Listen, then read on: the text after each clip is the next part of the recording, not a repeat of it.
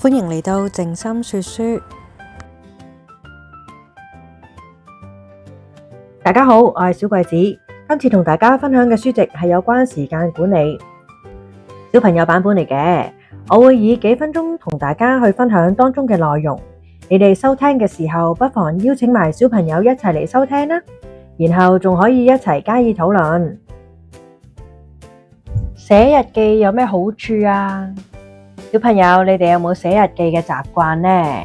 其實寫日記係通過每一日嘅記錄我哋嘅發生過嘅事情啦，或者感受，寫低個過程，我哋可以學下聽下自己嘅內心，同自己對話㗎喎。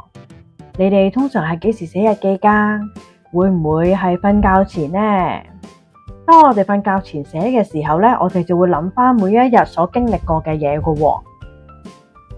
當呢個形成習慣嘅時候，我哋就會變咗，我哋個內心世界會變得好豐富㗎喇。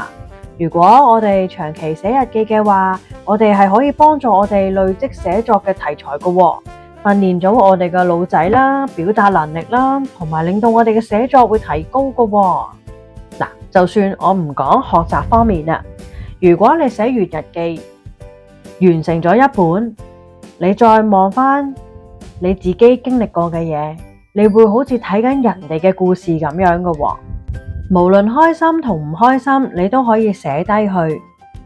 當你完成咗一本嘅日記之後，你再睇返，你就會覺得哇，原來我寫咗咁多嘢㗎喇。你可以留返俾將來嘅自己睇返，都係一件開心嘅事情嚟㗎。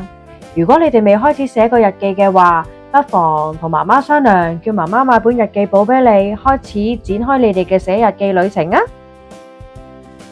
好啦，今次就講到呢度先，多謝你收聽靜心說書，下一條片再見，拜拜。